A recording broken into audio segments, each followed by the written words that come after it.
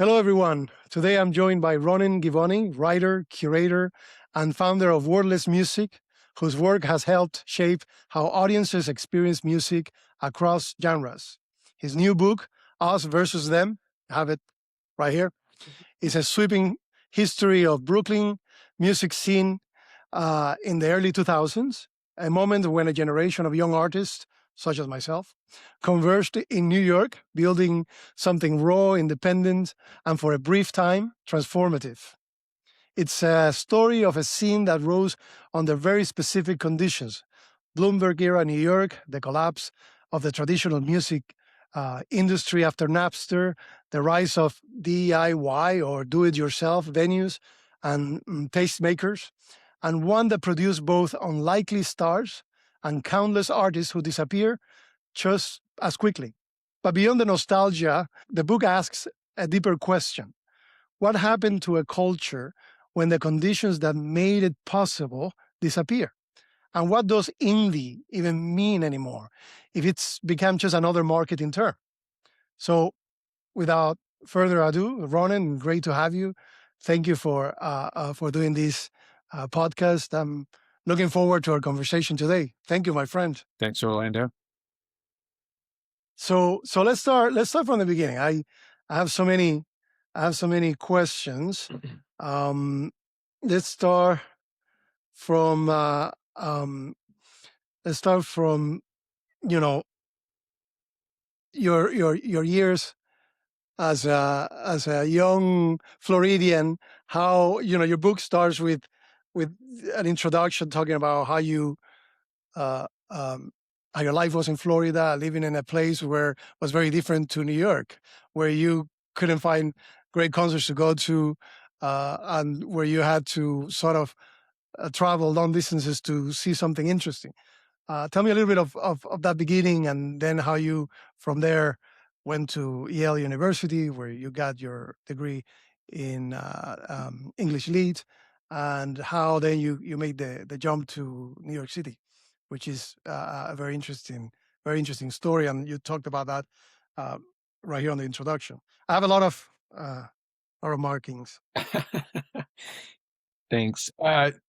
Yeah, I mean, I'll give you the short version. I was born and raised in South Florida. I went to high school there, and as you mentioned, I went to school up north. I graduated in the spring of 2001, and I spent about, let's say, 2 years bouncing around the country. Even though I had a degree from a fancy school, it was not a easy time to be applying for jobs. I'll always remember I applied for work at Barnes and Noble, and I couldn't even get hired there at the time. So I ended up moving home for a little while back to my old childhood bedroom in South Florida. And I would, find myself driving 3, 4, 5 hours just to see any live music that came at the time. This would have been around 2002, 2003. So I remember driving, I think it was 5 hours from Fort Lauderdale to Orlando, Florida, not to go to Disney World, but to see the first Interpol concert in Florida. And I guess I must have crashed with a friend nearby and then drove home after. But that was pretty typical of kind of the live music offerings in South Florida at the time. I moved to New York. I lived in Boston for a little while. I moved to New York in July 2004. It was exactly 4 weeks before the Republican National Convention was held at Madison Square Garden that year. Quite randomly, I had a job writing grants for a nonprofit on 7th Avenue and 27th Street. So I would take the F train into town, and after a certain block, you would have to show, a piece of paper on letterhead to the police to get by a certain blockade, around Madison Square Garden. So that was my introduction to New York. And not by coincidence, that was, the first chapter of the book. Yeah, I love how you connect all of the things that are happening politically at that moment. I didn't realize how much was happening at that time when I arrived in New York as well. I arrived in 1997 to New York. So um, I was just talking to a friend about this after reading your book, and I was telling him, reading Ronen's book made me realize how much was happening around me, around me in New York at that time, which I was somehow oblivious to, because my background is in classical music, and I was kind of you know uh, cloistered in a cubicle, practicing Mozart and Beethoven, but also coming from Cuba and the chaos of what that was, to New York. Somehow New York seemed very peaceful and relaxed, and everything seemed normal. And now I'm reading this, and I'm having like a moment of like a backlash. My God, all these things are happening. I mean, you're talking about the Iraq war and how the politics and the tensions in the city, especially in New York, with after this terrorist attack, how that shaped the way people even looked at each other. A lot of animosity, a lot of paranoia. I mean, this you make this. I was telling you before that I felt reading this that I was in a kind of a Martin Scorsese movie, where the narrator is just telling you the story, setting up the context of what is going to happen, and the place where all of this is happening. I mean, it's just fantastic that the way you just write about how that goes, and then you're in the middle of this. You have this job, which I guess the woman that hired you for this was hoping for you to really quit at some point, because it was just kind of, oh, I'm hearing the New York sirens. That's Yes. something I miss. So I'm legitimately at home. Sorry, let me know if I should mute it or. No, it's great. This is great. I love that background. But at some point, I love that when you finally decide to quit that job because you found a job at the Chamber Music Society, she was like, "Well, it was about time for you to move on." And then I love the way you talk about, you didn't know what chamber music was. You didn't know what that world of classical music was. How did that period in your life at the Chamber Music Society shaped the way you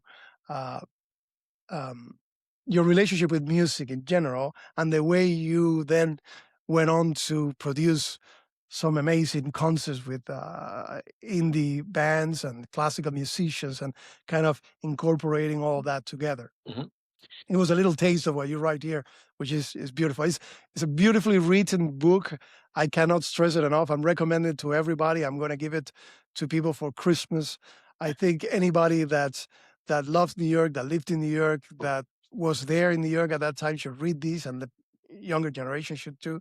It's really a very nostalgic book, but it's a very well written book as well. So I'm so happy that we're talking about it. But anyway, I'll let you talk now. No, yeah. As you mentioned, I grew up in South Florida, and I was a child of the 90s. I think we're almost exactly the same age. I was born in 1978, and so I grew up on grunge and Nirvana, Pearl Jam, Smashing Pumpkins, Nine Inch Nails, and so I was really just I think I only listened to rock and maybe a little bit of electronic music up until maybe around the time I got to New York, and one is the chicken and one is the egg, but somehow I found myself just getting a little bored of the people I've been listening to. I was listening to Radiohead and Wilco and people like that, and I got this job at the Chamber Music Society, and I knew very like in the abstract that chamber music meant string quartets and things like that, but if you had asked me, who is Schubert and who is Schumann, who wrote a piano trio and who wrote a violin sonata, I was years away from knowing that.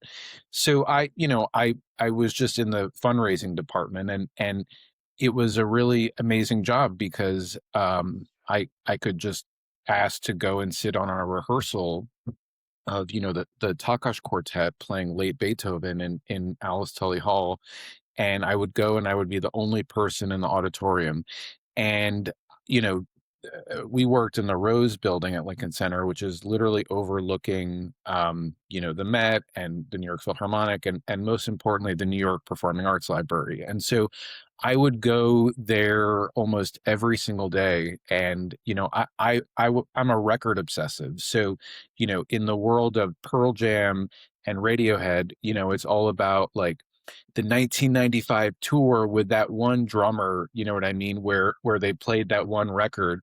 And when I learned that, Glenn Gould on my shirt, that I love the t-shirt, by that the way. that people argued just as much about the 1955 recording versus the 1981, I was like, I'm at home. You know what I mean? To me, that was a world that made sense. And so I rapidly, I think I rapidly just started learning what I like. And it was a bit surprising what I found I liked. I liked, Haydn piano trios and Mozart violin sonatas and Bach on the piano and all this stuff that grew up with, but to me as a 24, 25-year-old was very new.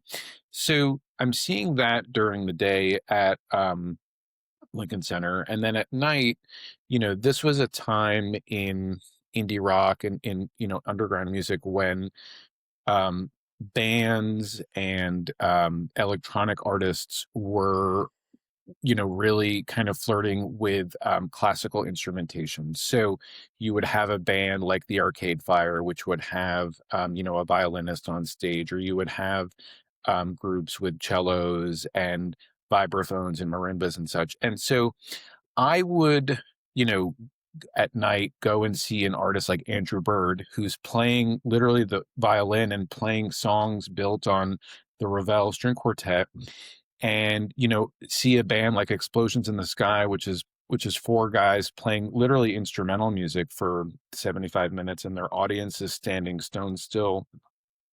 And I would go back to the Chamber Music Society the next day and I would ask them, like, what makes the Takash Quartet chamber music and what makes Explosions in the Sky indie rock? And I had a conversation one day with a woman I write about in the book. Her name is Valerie Guy, and she was immensely helpful to me and really gave me more credit than I probably deserved at the time.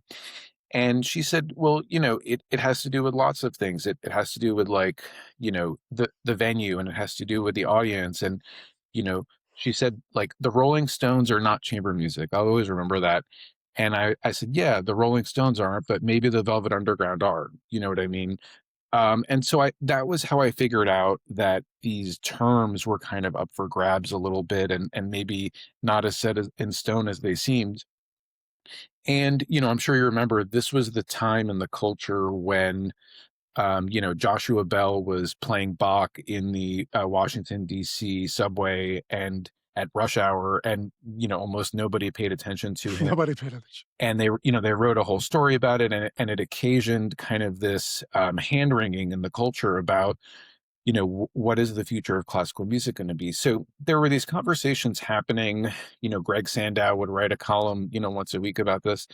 And so after a year, I kind of proposed to the leaders of the Chamber Music Society. I said, you guys are very concerned, and rightly so, about bringing in a younger audience. Um, Instead of, maybe having a gala at a fancy gallery in Soho, why don't we invite Andrew Bird, or why don't we invite Explosions in the Sky? And why don't we do a program that's half classical music and half contemporary music? And, kind of tell people who listen to Radiohead and Bjork and Sigur Rós, you may not be listening to Ligeti and John Adams and Steve Reich, but you're probably closer to it than you think. And so that was basically the beginning of this now 20-year, odyssey. And it really did start, with just having my mind blown by 18th century chamber music. How did that help uh, sort of organize your head around creating wordless music? Because this is around the time when you you're working at the Chamber Music Society, and then you decide to create a concert series where you could do exactly what you're saying. And that concert series also is about 20 years old now, and it's become really, I mean, the amount of concerts that you put with this series involving, chamber music groups and ambient music bands and rock bands. You recently, we sort of collaborated in a program with Sigur and 45 piece orchestra, symphony orchestra. So that kind of world is still there in wordless music. It's still happening in wordless music, and it starts at that time, right, when you are in the Chamber Music Society, and it kind 100%. of Yeah, I helps mean, shape the way you envision this series, right? yeah, I mean, what's funny, I mean, you know these people, and I'm guessing your audience does as well. I basically just pitched this series, this idea, to the heads of the Chamber Music Society, who are still the heads of the Chamber Music Society. And, I'll always remember I gave them a list of artists. I think it was alphabetical. The first was Aphex Twin, and the last one was Yola Tango. And I just said, anybody on this list, we can invite, and they would be into the idea of playing at Lincoln Center, and we can pair them with something really cool, whether it's Baroque music, super, modern music. And the gentleman who I gave this to, he basically looked at this sheet of paper and he said, like, you're telling me that anyone who is into the Radioheads would also have the capacity for a Bartok string quartet. And that was basically the reception. It was kind of like, why do you think we would be into this? So, this was just a time when I was going out a lot in Brooklyn. I was seeing a lot of concerts, in these kind of unlicensed venues, but also in people's apartments and churches and things like that. And so I thought to myself, like, well, I guess they don't want to do it. Um, let's maybe do one, like, and just see how it goes. And I did, I I I went to the Bang on a Can marathon. I still remember it. It was June 2006. Glenn Cochi, who is the drummer of Wilco, still the drummer of Wilco, he had put out a solo album on Nonesuch of solo percussion music, basically his interpretation of a couple of Steve Reich pieces, some like Balinese gamelan, stuff, and just his own, kind of background. And he and David Cosson from Bang on a Can did a program. They played, maybe they played clapping music or music for Pieces of Wood, one of those Steve Reich pieces. And he was just hanging out after. I went up to him just as a longtime Wilco fan who had seen the band, I don't know, 15 times. And I said, and I don't know even why I felt compelled to say it then, but I must have just gotten turned down by the Lincoln Center folks. And I said to him, I know you have a record coming out. Do you have any plans for a show? Is anyone going to do something? And he kind of looked at me and he was like, no, do you know somewhere we could do something? And he, I think I got his email. I started writing with his manager, and just to show you how little I knew, they sent me their technical writer, and at the top it says FOH. And I spent maybe a week asking every person I know, what does FOH mean? And somebody looks at me and says, it's front of house, dummy. It's like, the most basic term in show production. They're like, you're Show going to have to production. learn this. So that's where I started. And anyway, yeah, that was that was all owing to Lincoln Center just saying, like, no thanks. No thanks. That's incredible. And let's talk about Brooklyn. The way you describe Brooklyn, early 2000s, the way you describe the scene there.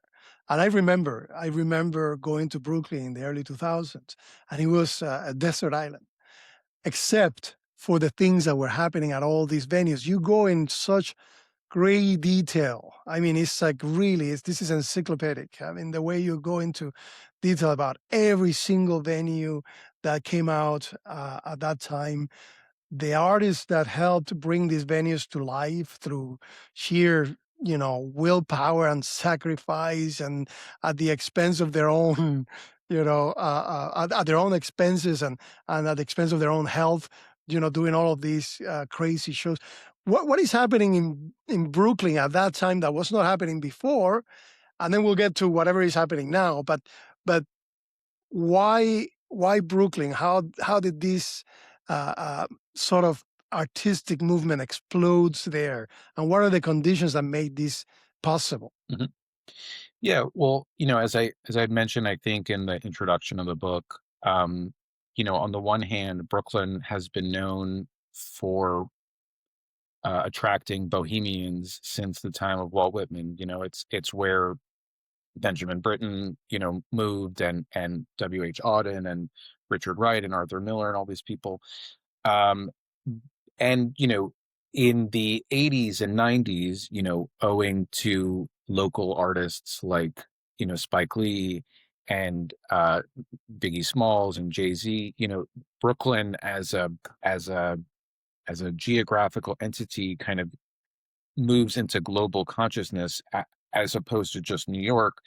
But it's really only in the Bloomberg era where there's this critical mass of not only artists, but also infrastructure, by which I mean, venues and labels and radio and press and things like that, but also audiences, and these are both musicians and not, but more importantly, I would just call them omnivores. I would just call them people who, some of them are music fanatics, some of them are dance fanatics, some of them are not fanatics at all, but there are people who, just are intellectually curious and into going out. And as somebody says in the book, like, if you, approach something honestly and, in good faith, we'll give it a shot. Like that was basically the spirit.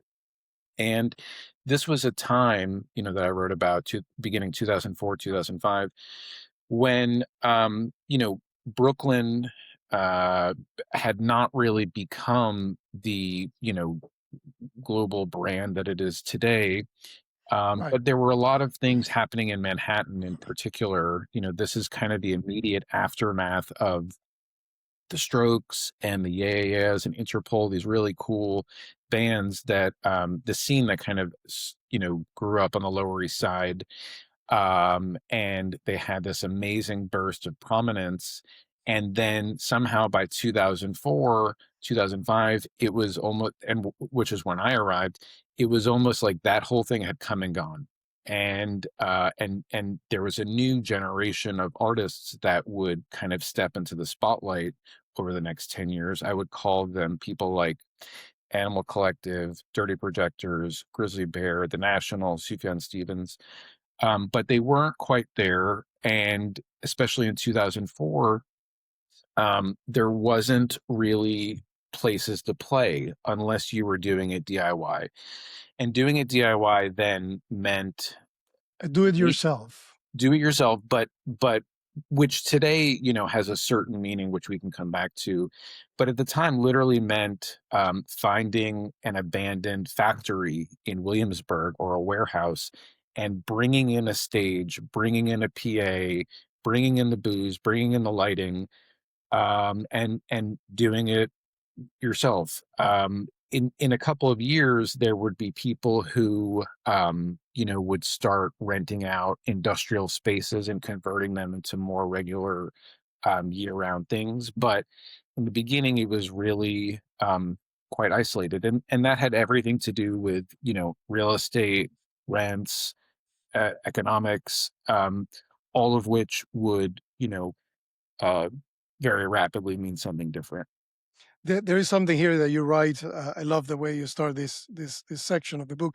Artistically and philosophically, the Brooklyn scene understood itself as indie, a word that was already vague, if more or less discernible by sound.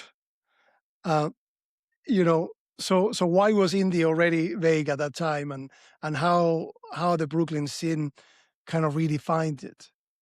Yeah, I mean, it's interesting. you especially being a pianist and a classical musician, it's interesting to talk to you about this because there's a lot of kind of implicit ideology and politics in this moment that I don't know if it really exists in classical music, and there's a reason for that having to do with institutions and such. But for a long time, let's say starting in the 1970s with the birth of punk rock in England and New York, there were the major labels. There were, what is now Universal and what is now Sony and whatever. And then there were these smaller indie punk labels, basically. And when you had to buy music, when there was no way to listen to music other than going into a store and paying for it or listening on the radio, there kind of developed this divide, between major labels and independent labels. For lack of a better term, major labels were understood to be um, Guns N' Roses and Motley Right. Crue and Learjets and groupies, and indie labels were The Clash and Fugazi and REM and bands that made integrity kind of part of the package. Right. That and that regime kind of held sway, I would say, for a good 20 or 30 years, so much so that like in the mid 90s, right before file sharing and Napster and the internet becomes a thing, there's a club called 924 Gilman Street in Berkeley, in California, where Green Day would play as teenagers. They would literally play there when they were 13 years old. And they played dozens of shows, and as they got more popular, one day they got signed to, I think, Geffen Records or Warner Brothers Records. And from that point on, Green Day was no longer welcome on the stage. You know what I mean? Like they were kind of Right. like understood to be the enemy, and that was a Mainstream whole now. that was a whole Yeah. thing in indie music through the years of Kurt Cobain, through the years of Pearl Jam and Rage Against the Machine and all this. And then Napster comes along, and all of a sudden, you can right click and download a gigabyte worth of music, and all of these distinctions instantly go away because um, when anybody can become an expert on anything, and none of it involves any money, the status markers kind of very rapidly shift. So by 2004, there were indie bands on major labels. There were major label bands pretending to be indie. The categories had kind of gotten pretty scrambled at that point. But Mhm. on the whole, I guess the important takeaway is that up until like the end of the book that I talk about, which is 2014, there was the major label world, which for lack of a better, illustration is Beyonce and Kanye and Taylor Swift.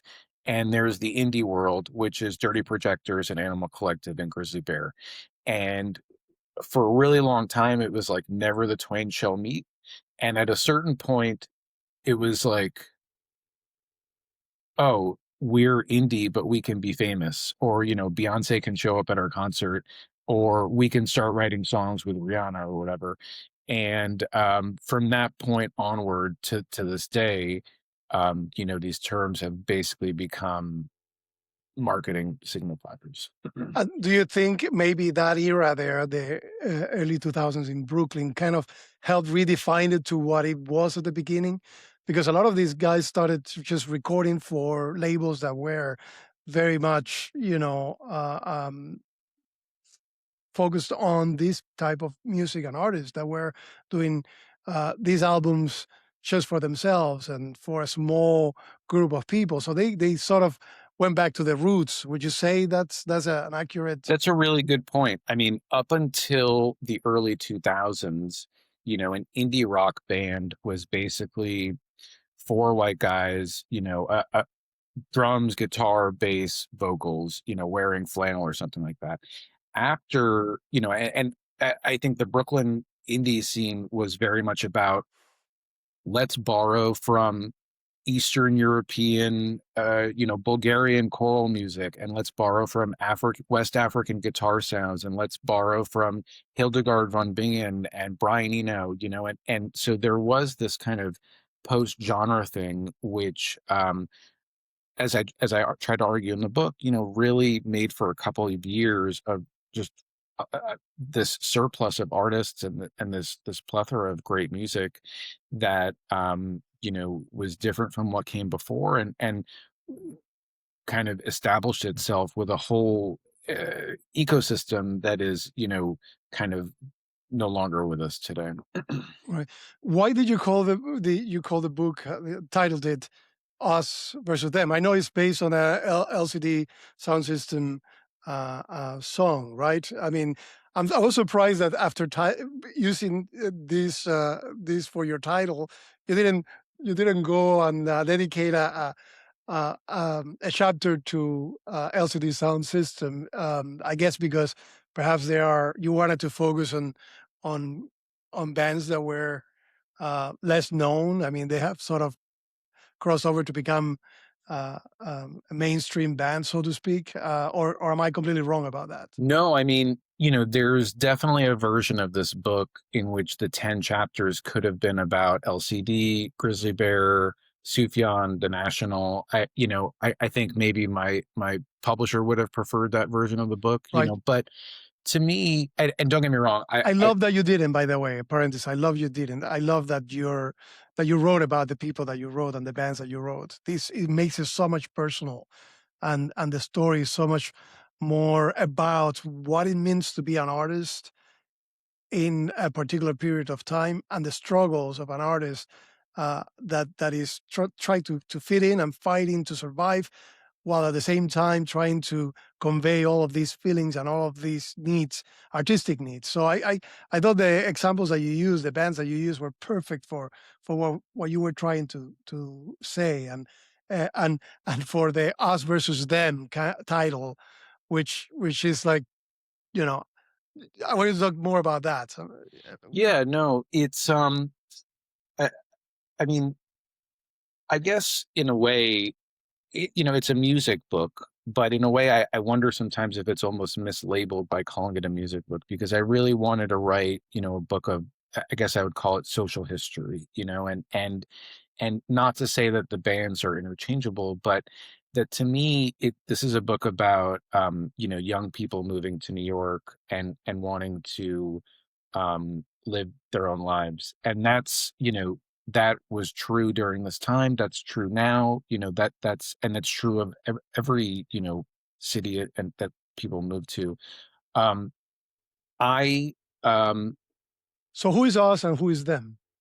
right. So, there's a scenario in which, like, them is maybe superficially, these entities like Vice Media or Live Nation or whatever that seem to constitute this other. But I didn't even really think of it in those terms. Like when I was pitching wordless music to the Chamber Music Society, it wasn't like me versus them. It was just kind of like, well, they're not gonna do this, so if they're not gonna do it, like, I might as well. And to me, like, Right. that was very much the spirit of the time. Was like, it was um it's no coincidence that the concert bookers that I wrote about in the venues, that there are people who like tried to um build this life and were didn't find it, and we're doing something that they wanted to see and place themselves. And so yeah, I mean, I think that, like, there was this idea at the time that there were there was there was enough people, like, who just would come out and would give you a fair listen, that there were so many people in the us that you could make it as an artist, you could sustain yourself, in New York. And I guess I didn't think about the them as much as the first part. Well, this is very interesting that you're talking about these. I was just recently talking to Tim Page about exactly this same issue, because he wrote a beautiful biography of Don Powell, and a lot of what she writes in her most important novels are about life in New York. And I asked Tim what has changed about life in New York from the early 1920s, 30s, and 40s, when Don Powell and all these artists were living in New York, and what has changed in comparison to what is happening now. The city still is a hub for artistic life and culture, and it congregates all of these incredible artists. But one thing he said that is pretty much similar to what you're saying is that affordability. At the time, it was affordable for Don Powell to live in a hotel, even though she was sort of a struggling artist. He talks about, Philip Glass could move to New York and start his career in New York and rent an apartment for very little. You talk about that and one of the chapters when, at the time in the 60s, Yoko Ono rented a studio for $20 a month. And, so, you talk about a number of artists that the price that it costs them to open different venues to do their music and to record and to put their galleries on. So that has changed, and I guess at this moment in Brooklyn, in Williamsburg, in that area there, where all these venues sort of uh, popped up, is a moment when you could still afford to live in this area, get a warehouse from somebody for maybe a few $100, and make it into a venue. And you talk about how at some point you would go to this strip in Williamsburg where Glassland was, and all these venues, and you could just jump from one concert to the next without having to go too far. So what is happening in Brooklyn economically at this time that allows these artists to come in and just uh, make all of this happen, all this artistic life happen, that the venues happen? Yeah. So, one big thing is that in 2005, that is when the city council and Mayor Bloomberg, officially passed this resolution to rezone the waterfront in Williamsburg and Greenpoint, which for 150 years, basically since the Civil War, had been industrial. That it used to have barges literally, floating up, and they would put sugar and textiles and such on it. And for various reasons, part of which I try to talk about in the book, a lot of these buildings had been sitting empty for decades. And in the late 90s, early 2000s, there were a lot of young people kind of exploring this area around Kent Avenue between, let's say, the Williamsburg Bridge and Greenpoint in northern Brooklyn. And they were finding for rent signs on lots of these old um, factories, warehouses, foundries, little stables in some cases. And nobody wanted to rent them. Nobody wanted to, live around there or start a business. And there weren't, there was maybe one coffee shop and one, cafe or something. And, one of the first people to do this was a woman named Brooke Baxter. She had grown up in New York on the Upper West Side, and by her own admission, by the time she was 20 or so, she had never even really been to Brooklyn. She used to mail her rent. Her landlord's office was on Bedford, in Williamsburg. She found a 2-bedroom, I think, in Williamsburg for $1,000 or something at the time, and 2002, 2003, and she opened a venue called Glasslands. She was not a music person herself. She was certainly not a music industry professional. She was a party planner, basically, and she wanted to have a kind of community art space where people would come and hang out. Um, And they did this for a couple of months, and they realized, belatedly, that they didn't have enough money to pay the rent. And so they started asking their friends to play. And, one of the first groups to play was this band, Grizzly Bear. And, another band to play was called TV on the Radio. And, Glasslands was in this really important structure that in time would house three different venues. At the time, originally it was called Glass House, but then it became Glasslands. There was a venue called Paris, London, New York, West Nile, which became 285 Kent. And there was a third venue called Death by Audio.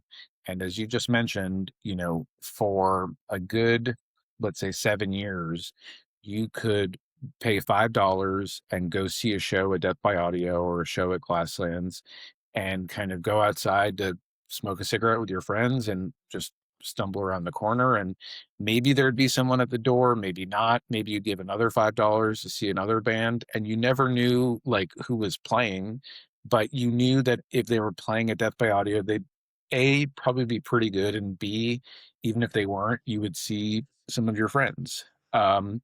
And this, kind of unlikely utopia, I guess, if you want to call it that, lasted for a lot longer, really, than it had any reason to. We can go into the reasons why. Yeah, I mean, I love the way you tie all these stories to the personal stories of the people that founded these venues and their life story. So you go back to where they started, where they come from. So you're talking about Glassland, and I was just thinking about Jake and Rami, right? That took over that lease at Glassland, and how what they built sort of kind of disappeared. Then later under the what became later the Vice building, that was like 2011 or something like that. But the way you write the story of Rami and where he comes from in Lebanon, and the struggle of arriving to New York, and how he told his father that once in New York he's going to dedicate his life to the hospitality business. And so every story about a venue is connected to the people behind it, and then there is a story of these people. So it feels very somehow autobiographical. It feels that you're telling, it's like a little short novel. It's not a history book. It's not only just something for you, a series of facts about what was happening in Brooklyn at that time, who were the people responsible.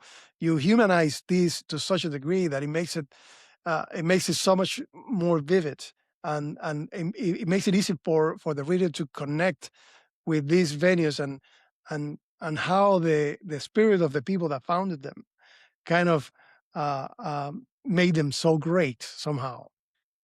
Thank you. No, I mean that's really all I can ask for. And obviously the credit is due to the folks themselves. I was just kind of listening and transcribing and trying to do justice to it. But yeah, I think that there's this perception, part of which is true, but in the culture, there's a perception of, whatever this like Brooklyn hipster entitlement is supposed to be about it. And again, there is certainly part of that. But to me, there were a lot of people in this book who, came from different backgrounds, from different countries and different ways of life, walks of life. I just wanted to do justice to them, as you say, as people, because, you know, it's written to be the kind of book that if you wanted to go to Spotify and look up 10 records and listen to them, you can do that. If you didn't want to listen to any of them and you just wanted to read about them as people, I wanted to make it work in that sense too, because um, you're writing about something. You don't want to make it. It would have been easy to write a book that, like, unless you had been at Glasslands, you wouldn't know what it was like. But that's not an interesting thing to me, and it has to uh, exist for people who weren't there, and it has to make sense for them. Well, we now know people that were born, after, that are adults now, that were born in the early 2000s when all of these things were happening, and now are living a life in New York and want to make it as artists. And and want to create opportunities. And it's a great book for people that are now, trying to recreate artistic life in New York or in Brooklyn, for them to know what was life like at in the early 2000s, and how you know difficult it was to shape that music scene, which we can discuss later if it's still there, or maybe completely disappeared, or maybe it has mm, mm, transformed into something new that's still great. I don't know. I'm very pessimistic about these things, but I'm always open to hear a more optimistic view on the matter. But I want to ask you, why did you start the with Oneida, when you start talking about the bands, and you talk about a number of bands here that some of them I was familiar with, others I didn't know anything about. That Why do you start with Oneida, Yeah. the wedding, the, the Yeah. the album? So I like to say that I always knew how this book was going to start and a little bit about how it was going to end. Like I knew what the end point was. I didn't know like what the chapter was going to be, but I knew what the finish line was. But for me, Oneida was always going to be the first chapter in the book Why? because they were like they wouldn't say this themselves, they wouldn't say this about themselves, but they were really um the prime movers in all this.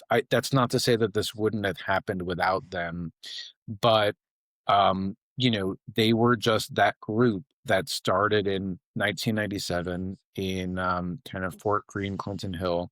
And as I write about in the book, they like to go on stage and say, we are a Brooklyn band. And in 5 or even 10 years, that sentence would have been passé. But at the time, in 1997, it was basically like saying, we're from New Jersey or we're from Delaware. You know what I mean? And people would laugh. You know what I mean? People would laugh at them and say, like, you can't even afford to be from the Lower East Side. And and they were a band that they certainly never made it big. They're certainly not for everyone. Right. But to me, if you had to boil just the romanticism and naivete and kind of self-defeating nature of Brooklyn indie music into one band, it was always going to be Oneida. That was the first chapter. And The Wedding is just an album that I loved. I actually Yeah, I've saw, been listening to it. I've been listening to it. I saw, and I didn't make a big deal out of it, but like that, I saw a show at the Kitchen, curated by Nick Hallett. And that was, it was them with maybe a 10-piece, chamber orchestra. And again, for a while, those shows were not quite commonplace, but there was just money for this sort of thing. You know what I mean? And it Mhm. was this self-reinforcing circle where there was institutions with cool people behind them who were willing to put money up. There was a journalistic infrastructure in place where someone like Ben Ratliff or Alan Kozin, or Steve Smith would go and write about it. And the third part of the triangle, there was an audience that gave a shit and supported it. And that moment of like Oneida at the Kitchen playing The Wedding, like, was kind of emblematic of that for me. Yeah, I mean, it's such a at some point you quote them when they say that the music scene sort of didn't exist in Brooklyn. It sort of it was this desert, and I love the way that's um, this chapter sort of sets the mood for what's going to come next for all the bands that come. I enjoyed listening to that album a lot. I love the chapter about Noémie LaFrance. Am I pronouncing it right? Mhm. With her story about how she opened this pool, right, and created all. She was a dan or she is a dancer, I guess, and how much effort it took for her to create this space, and to put all the shows that she put there. The venue was that old pool house, right? What was the name of the? The McCarran Park pool parties. Yes, yes. and how much it took for her to make this happen, and then the relationship with Live Nation as well, as they also are trying to reinvent themselves. How does that, speaking of us versus them, like how does that come into play, especially in this chapter with France, and how that's the beginning of sort of Live Nation pushing into another direction that involves now the indie scene, that involves now this kind of um, shows.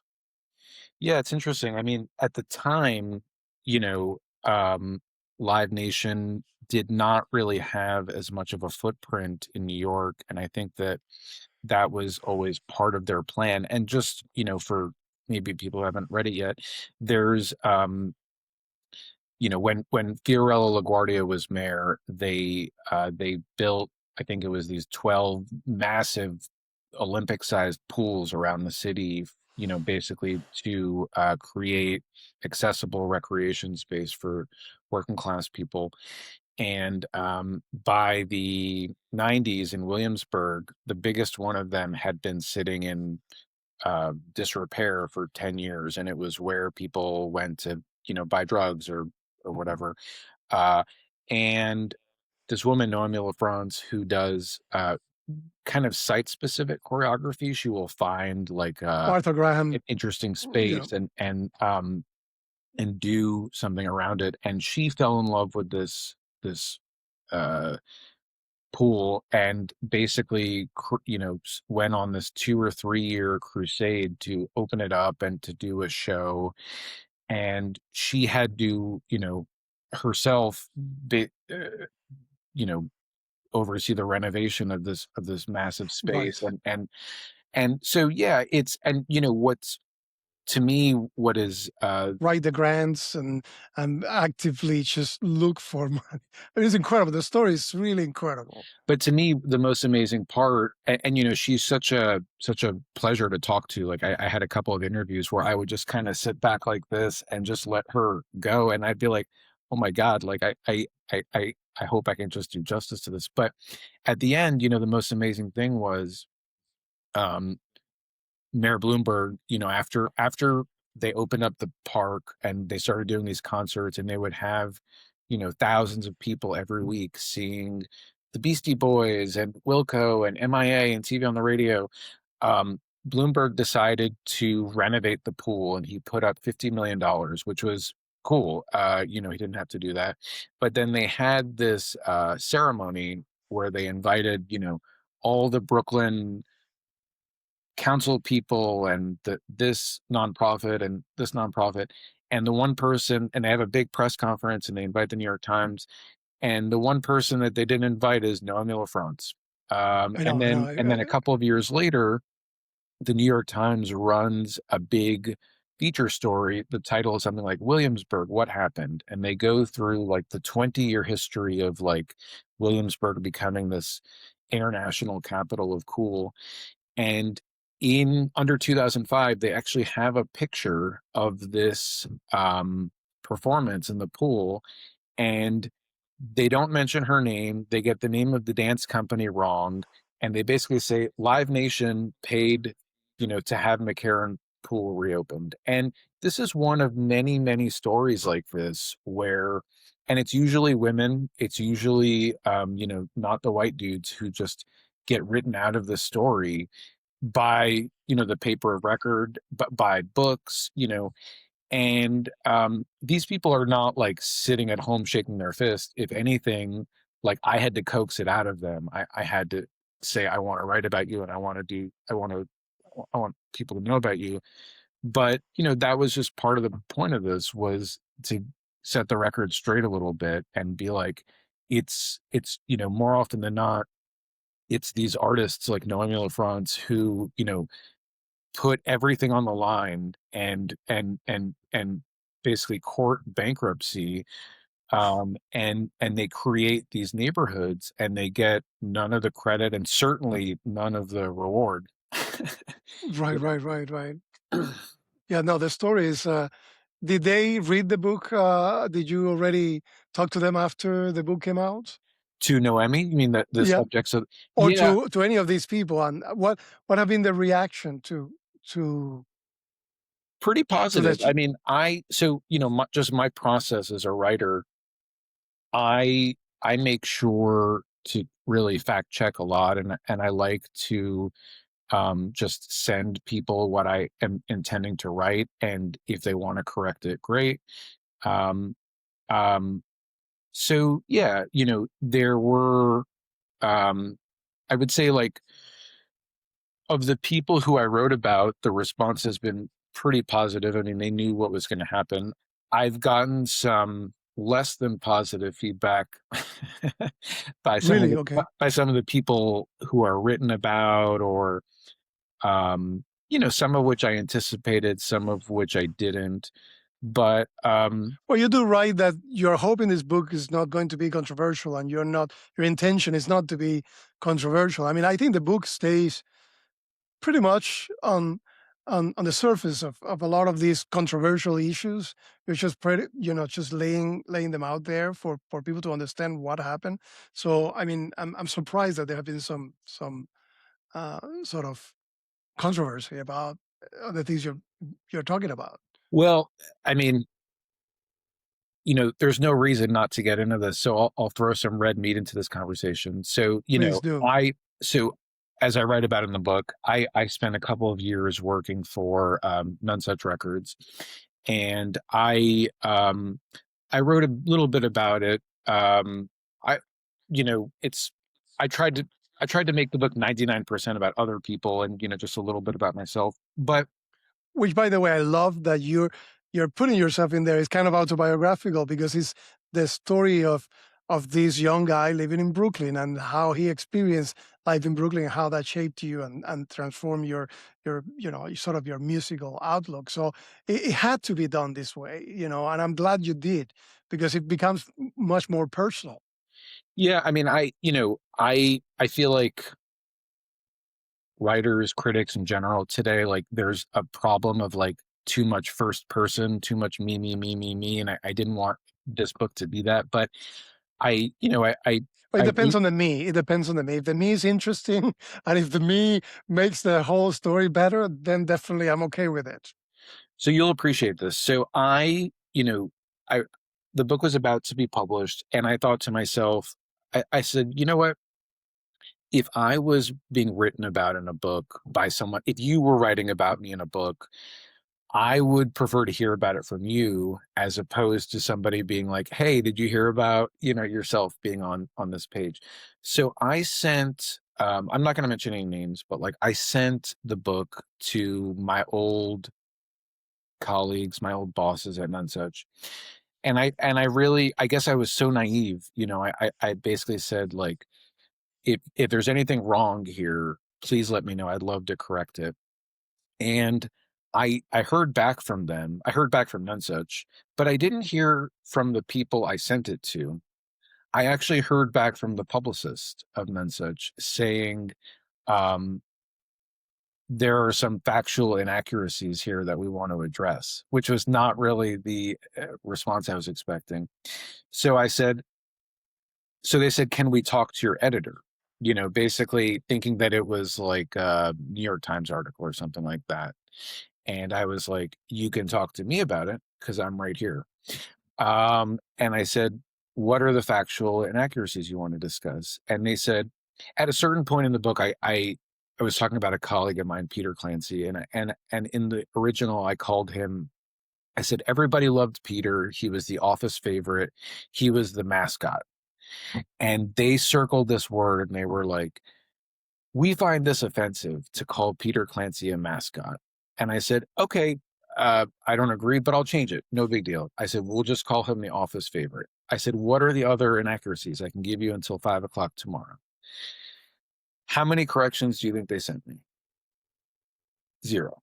Right. They, it, and that was a disappointment because, you've read it. I don't think that I was being critical of them, but just by virtue of writing it and kind of going outside the circle, you know what I mean? Like, I had angered them a little bit. And I guess I always knew that that was a possibility. I guess you You sort of deal with sign up so for many that. things. We have talked about so many things that you have written here personally over beers and alcohol, 3 o'clock in the morning. There's a lot of things that here you deal with white gloves. You are dealing the Nonesuch story, all their stories that I sort of uh, uh,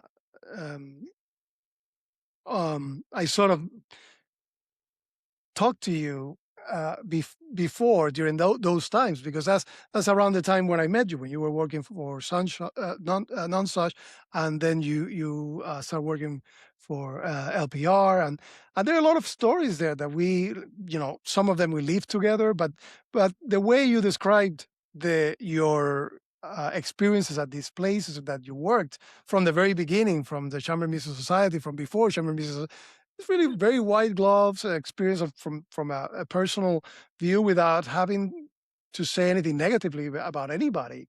And I which you could have written a lot of negative things, because there are always negative things that happen in workplaces. It's just not it's not a black and white thing. It's not all positive and it's not all negative. And the way you the things you focused on were, to me at least, and knowing a lot of the stories about these experiences you've had, they seem very well balanced and very, I would say, generous in many ways.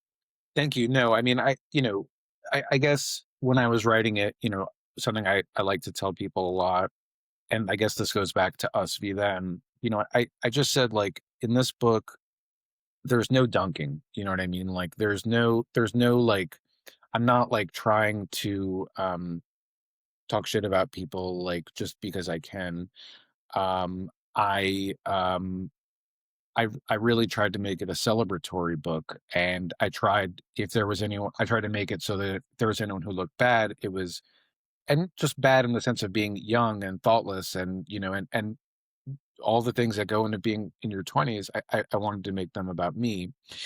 Um, and Yeah, I guess like the moral I take away from it is this: like, you can spend 4 or 5 years writing a book or writing an opera or whatever, and it's very easy to get into your head. Nobody cares, like, why am I doing this? Nobody even reads books. But the truth is, people do care, like, Yeah. and it might just be vanity, but if you are going to write about someone in a book, they're going to take it seriously. And I knew that all along, but I guess you have to ask yourself, like, is it worth rupturing a relationship if someone doesn't like it? And I guess there's always that risk, but even if you go into it with thinking you're doing it with white gloves, that doesn't mean that that's how people will take it.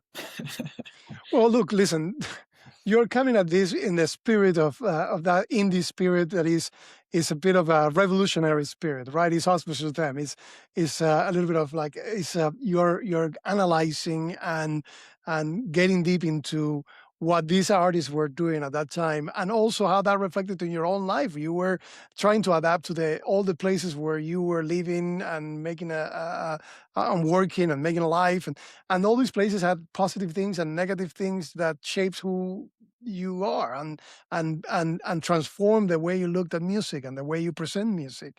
So you learn a lot of the things that you talk about in the non-such chapter. It's just basically a lot of great things that you learn from working there with them. I like the fact that you even criticize yourself about some major screw ups that you had there, that you missed a meeting because you fell asleep, that you misspelled the title of an album that was coming out with that had to be corrected. And at some point you even offered them to just take it out of your salary. I mean, you talk shit about you too. I mean, that didn't look very professional Yeah. from my side. Reading this, and you were juggling two jobs, between LPR, actually three jobs. You talk about you were juggling your own Wordless music series that was happening in different places around the United States, in Portland and other areas, and that you had to be on top of that.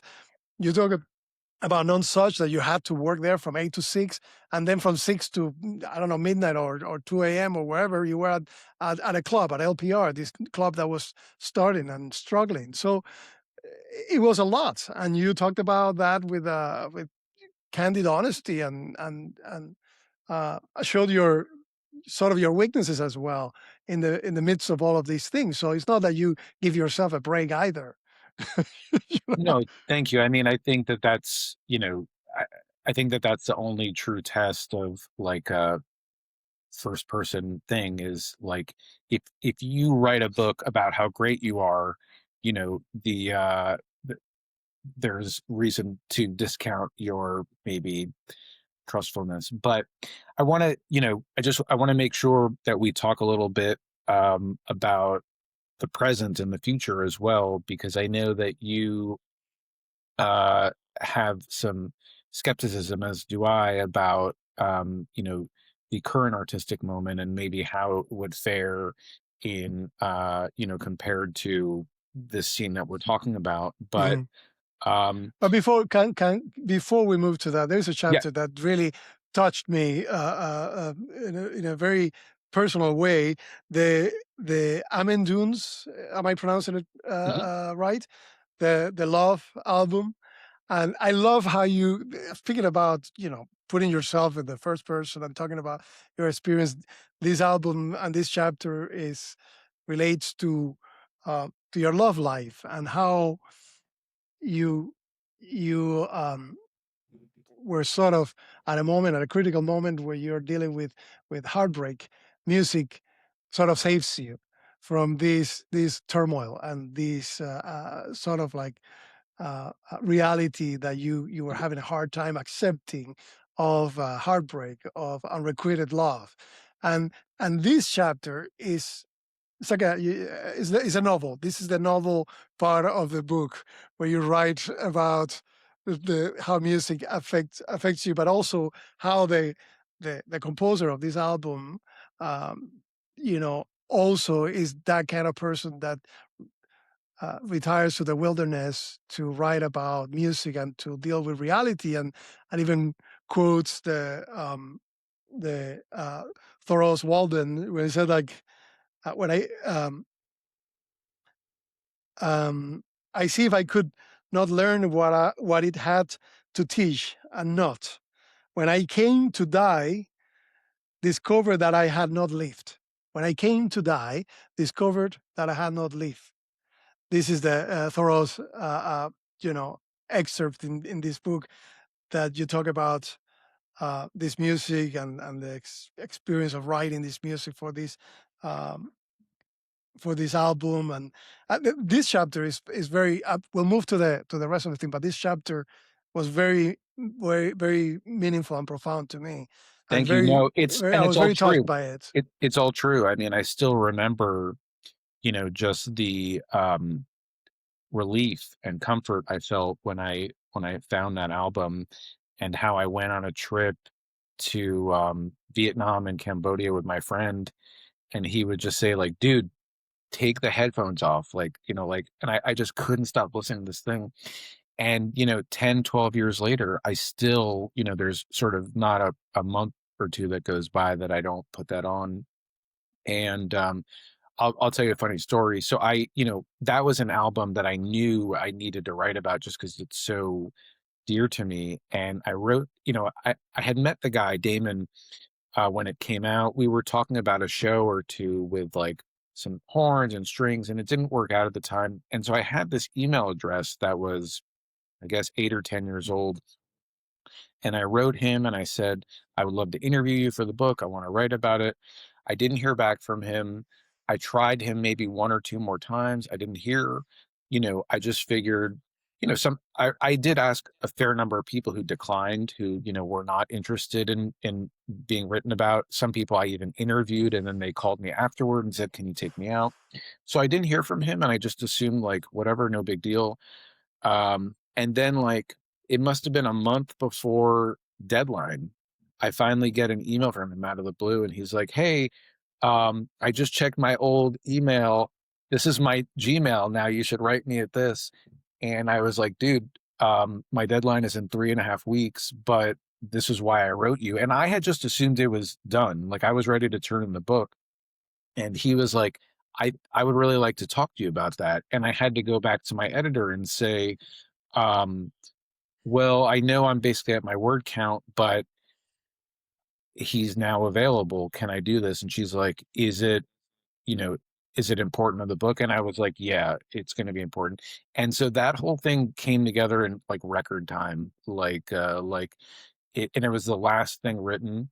And yeah, it's a special album, and I was just kind of trying to again like introduce it to a few people and say why it meant something to me and why it represented something about that moment. But you also write about Damon, the composer and the artist, and his life story, and that is really um, that's really there's a moment where you write something he said like, I don't make pop music, and it's hard to make a living making music.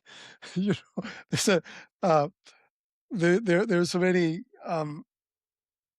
You wrote, goodbye, I've barely said a word to you, but it's always like that at parties. We never really see each other. We never say the things we should like to. In fact, it's the same everywhere in this life.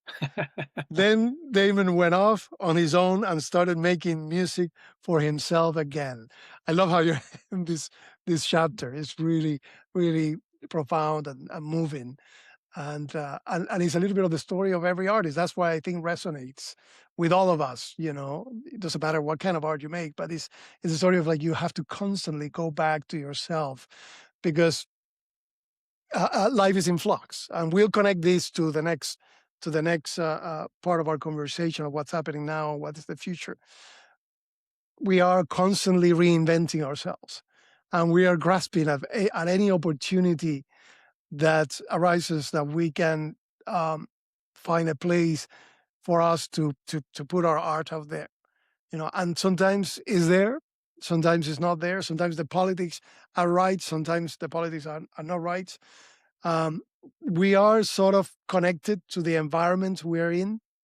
We are also part of our, we're connected to, as Ortega said, would say, man is himself and his circumstances. And if he doesn't change his circumstances, he doesn't change himself. So that's a very profound thing Ortega Gasset wrote in the Meditations of Don Quixote when he was barely 20 some years old. And that has been the experience of my life as an artist. And this is the experience of all of these artists. You know, they are constantly trying to change the circumstances around them so that they can change themselves. They can change their life for the better. They can make a living. They can have families. They can express what they say freely and find an audience to accept and to enjoy what they're saying. That is why, as an artist, I always also make a point in celebrating the people such as yourself that are still creating things that are worth reading, that make my life much more enjoyable. You know, I had such a great pleasure reading this book, and I thank you for it. And that's something that you should be proud of. Now, do, do is that space to do all of these things? Is it there? That's where I'm a little bit more pessimistic. You know, maybe we're hitting a slump. Maybe we're hitting a moment in our history where we're in retreat. You know, and maybe we'll have to wait for another opportunity. I don't know. Maybe I'm getting older and things are different.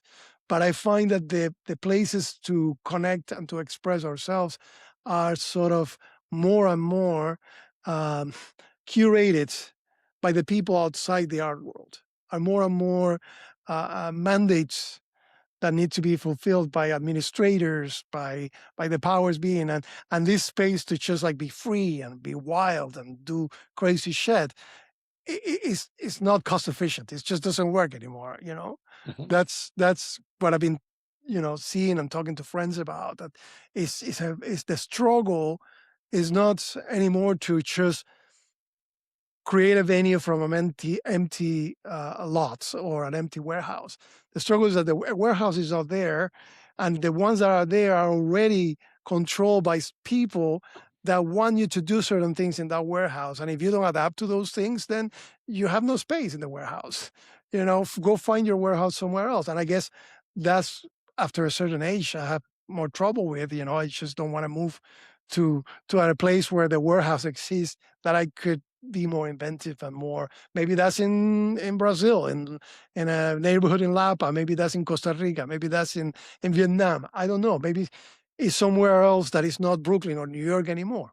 And that's what you write at the end of the book. You're sort of very optimistic in your epilogue. It's 2025 when you write the epilogue, and you write about how, on the one hand, you're pessimistic because a lot of the things that you love and you care for disappear. But on the other hand, you see new things happening in Brooklyn and other areas that are incorporating a lot of the things that you love. And I mean, how do you feel about this?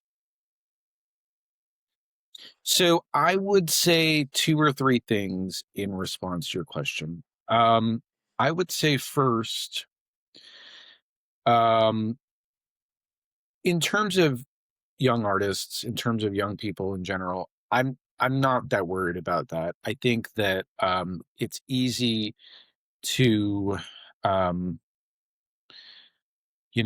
get hysterical and to drive yourself crazy and to wonder about what a 20-year-old today is doing. I think that there's always going to be, like I said, intellectually hungry, ambitious young people who are moving to, if it's not Miami or to New York, they're moving to Portland or to Austin or to Minneapolis or Chicago. And there's always going to be young people making music, making art, making books. That's always going to be in place.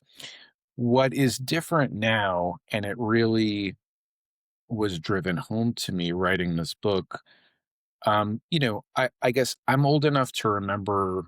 I'm only in my 40s, but I'm old enough to remember when a young composer or a young pianist could rent out a venue or do it, at a place like LPR or whatever. And even if they sold 10 tickets, let's just say, they had Alan Kozin sitting in the back, um, writing about it, understanding what this person was trying to do, and then putting it into general circulation in the culture such that maybe that pianist would get an agent or get a manager, or maybe that composer would get a phone call from Miller Theater or something like that.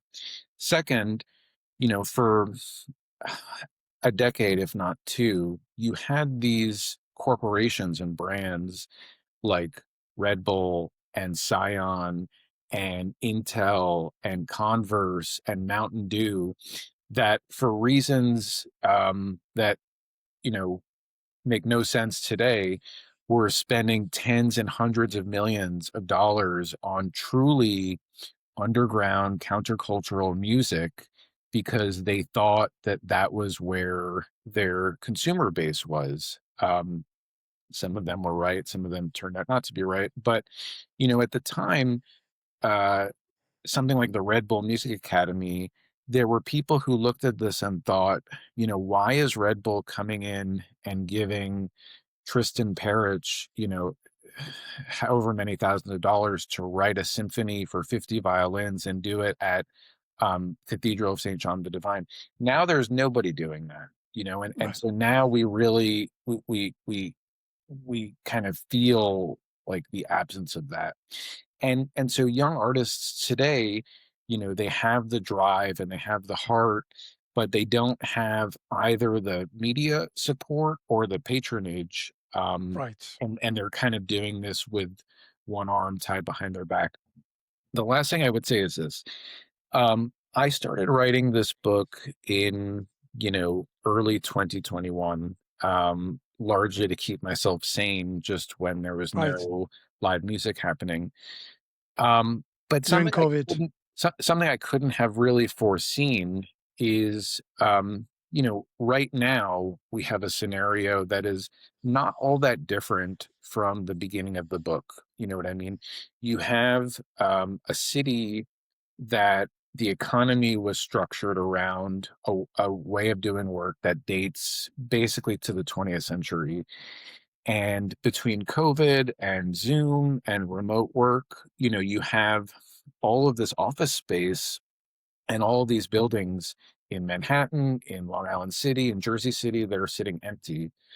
And you have, kind of a scenario that, again, is not that different from when Glasslands and Death by Audio and all these places were opening up. It it might be hard, I think, Interesting. to envision how, you know, an empty building in the financial district could be used to make art. But the same was true of like the abandoned sugar factory in Williamsburg, in the late 90s. And that's not something I think that I could have. It certainly, I couldn't have foreseen that when I was working on it. But that's just another reason why I do have optimism because I think that we've just had whatever you want to call it 10, 12, 15 years of this sort of cultural inertia, and I do find that people are kind of pushing back a little bit against AI everything and just all the things we've been talking about. And all of these new things that started in the early 2000s, social media and, Facebook and Napster and, Gmail, Google, uh, YouTube, all of these things we now have the data, right, of how these things have affected the music life, the artistic life.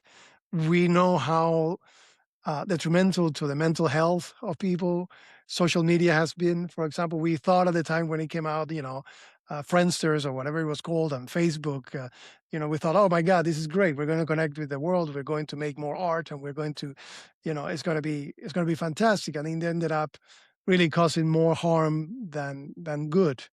And now we're sort of at the. I think you're right. We're sort of at the end of that world, emerging into a new one now with AI and other things, and perhaps we have seen a lot of these the corporations that took over all of these venues in Brooklyn sort of also disappear. The what was the headquarters of Vice that took over Glasslands, just is gone. I mean, went bankrupt. So all that economic hype sort of when is to another to another took another direction, and now we are sort of perhaps in another place similar to what you're saying. I I hope that's right, and I hope that brings in a new generation of people that are finding places to do their things and cool stuff, and I'm hoping that that's the case. I'm not as optimistic with the classical music worlds because we still depend a lot on the patronage of these institutions that are also degenerating and finding less and less support from audiences, from patrons, from sponsors, So the money is there, but our organizations, our institutions also have become very politicized. Everything has to sort of find a political angle. We saw that with the disappearance of, the Lincoln Center Festival, the Muslim Mozart Festival. All of that disappeared to put in place the new mandates of DEI and these administrations that wanted to do something else other than this music that belonged to an era of white supremacy or a racist path. Our institution started also criticizing Mozart and Beethoven and calling them racist.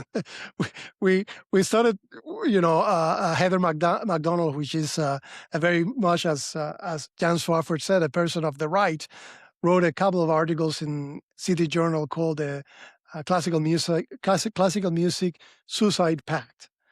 And she goes in detail about all the things that happen in the classical music institutions and how that worked in detriment to these institutions. And we continue as classical musicians, and I don't think that's happening so much in the indie world and the rock or popular music world.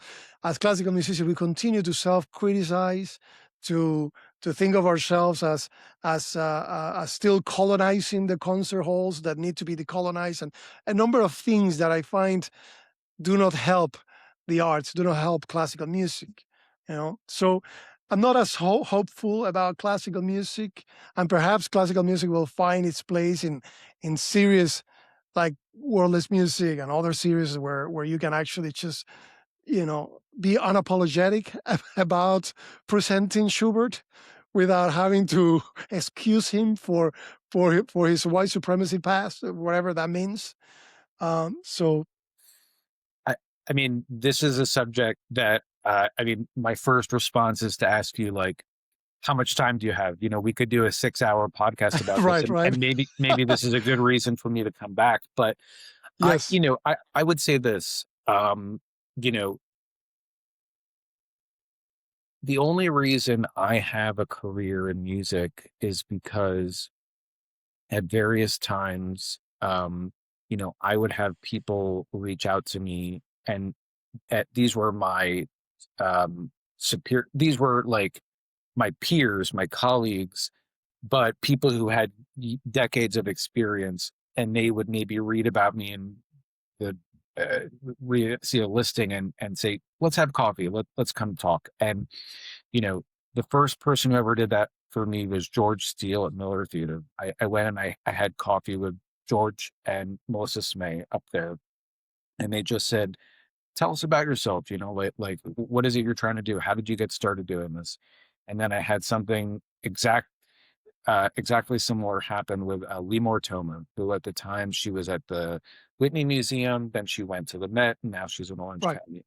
Something similar happened with Bill Bragan, who was at Joe's Pub and then went to Lincoln Center Out of Doors. Something similar happened with Joe Malillo at BAM. And so, I had all of these people who I was learning from, and it was everything from like how to structure a deal, how to create a budget, to I remember asking Joe Malillo once, I said, as a concert promoter, how do you do this? And he said, whoa, whoa, whoa, whoa, whoa, whoa. Ronen, you and I are not concert promoters. We are concert producers. And he proceeded to explain the difference to me. And I don't totally agree with him about, I think the producers could learn something from the promoters and vice versa about incentive and kind of motivation, but that's a different thing. But my point is that, there would, whether it was Carnegie Hall, whether it was Jane Moss at Lincoln Center, Light Festival, there was just a really remarkable group of people leading the institutions here in New York. I would include Jeremy Geffen in that, and they were so generous to the point where, like, I remember one year Carnegie did a Louis Andriessen festival, and I just wrote to Jeremy saying, hey, can Le Poisson Rouge do like a Louis Andriessen event with one of can we invite him and do something with one of the performers? And it would have been the easiest thing in the world for him to be like, who is this kid? You know what I mean? But he was like, yeah, let's work together. Let's do this. And so that's really, that was my education, and those were my mentors here in New York. And then what happened, a couple of years ago, and maybe this will be the prompt for our next conversation, but there was something really long overdue that had to happen in New York, which was that there were all of these, let's just be honest, white, older people who had been running these institutions for 20, 30, 40 years. And they were doing a good job, but just like with our politics, you need new blood and you need young people in there. And so one by one, they all stepped down and they all were replaced. Some of them, the transitions have been more seamless than others. Some of them have been quite rocky. But, I would ask anyone, like, just look at the performing arts calendar in 2026 in New York and ask, is New York uh, compared to London, compared to Vienna, Berlin, even Los Angeles. Like, where is the exciting classical music culture? I don't think anybody would say New York. I don't even know if we're in the top 10. You know what I mean? Mhm. Um, And and we spend the most money. Definitely, the Met does. they do, and yet who is, whose future looks most sustainable? You know what I mean? Right, Like, right. yeah, I do worry about that. I do, I think that if wordless music started in 2026 versus 2006, there's no way we would make it to 20 years. You know what I mean? Like, Right. because there's just less money, less opportunity, fewer gigs, and different priorities. And again, I hasten to add, a lot of that needed to happen. A lot of that was long overdue. Yes. But Yes. we have always worked with, I don't want white and Asian people only on stage. I want an orchestra that looks like New York. And we Mhm. were doing that, we've been doing that for 10 or 15 years. And so I don't buy the idea that an orchestra has to mean, you know, only Mozart's last two symphonies. It can mean, um, Ty Braxton, and it can mean Mhm. Anthony Braxton, and it can mean Jason Moran. And that's what I think is missing, is like we have names like Dudamel, and we have, there's always money for concert halls and like another Mhm. renovation. There's always money for that. But in terms of like going out into the world and trying to attract people who, you know, maybe they don't go to classical music, but they go to the Museum of Modern Art and they subscribe to the New Yorker and they go to see, the new Paul Thomas Anderson movie. They should be just as, regular at Lincoln Center or Carnegie Hall as they were in the 70s at New York City Ballet with George Balanchine. You know what I mean? There was a Right. time when Lincoln Center, the Phil Carnegie, they were at the center of New York cultural life. And now, I just don't think you can say that. Mhm. Well, you're reminding me of a lot of the things that we are trying to do at LPR when we work there together, of presenting these shows that put that that that were put next to each other, and you were the master at doing that. And I had the pleasure of collaborating with you in a lot of these productions. And but the way we went about doing this was by just presenting the right type of music. The priorities, as you mentioned, were different. We didn't come at it by saying, well, what would be the right thing, maybe politically, or from another set of priorities, to do, other than because it makes sense artistically, or it doesn't make sense artistically. It's just something we want to do. I would, I And would, that's, to me, I think that's different to what is happening in the classical music world now, where they're trying to do a little bit of that, or they're mismatching here and there, but then it's forced by I would look bringing at in it things that. I would look at it a little bit differently. I would say that, like, you know, nothing is not political, but, Right. you know, Schubert, you can talk about as a radical or you can talk about as a conservative. You know what I mean? And the Right. point is not like where they fall on the political spectrum. It's about making it relevant to people's lives. You know what I mean? And Right. there's an article in this month's the London Review of Books about Schubert, and it talks about, and I didn't even know this, about how, you know with the state of Viennese politics at the time, it was not, and it's very relevant to us. I guess it was a time of basically political repression and when speech was under attack, and so you didn't really want to go around in the street advertising your political opinions, which was why, these kind of small salon chamber gatherings happened. Right. It's, as a response to the public sphere. And so I think that, like, Same with Mozart, by the way, Yeah. when he wrote The Marriage of Figaro. Figaro was a very controversial figure because it was associated with the French Revolution and all these revolutionary sort of like ideals that were destroying Western civilization, and the Viennese court didn't want to deal with these issues. But Mozart found a way to introduce Figaro, a very political sort of name and figure, into something comedic. And at the end of the day, the same with Beethoven, Eroica Symphony and all of that. At the end of the day, what survives from this music, even though they are politically connected to something else, is the fact that they are great pieces of music. Is the fact that they are about beauty. And we have forgotten about that. We have forgotten that the priority is to have a very a very good understanding that the reason these institutions exist, the concert halls, the pianos, everything exists because of compositions by Schubert, Beethoven, Mozart. These were the sort of like the superstars of the time that we built an infrastructure around this music. And let's add to that, not subtract. No, let's not take, it's like taking La Mona Lisa out of the Louvre, like, why?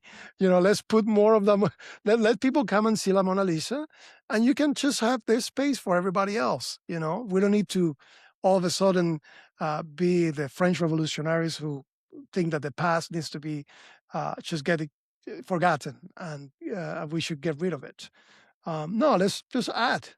Yeah. No, there's have you ever heard Jason Moran's improvisation on one of the Brahms solo piano pieces? No, I love it. I love his playing, but no, I haven't I'll heard send that it one. to you. It's Yes. I think it's like a piano trio version of it, but it basically like it does what you're saying.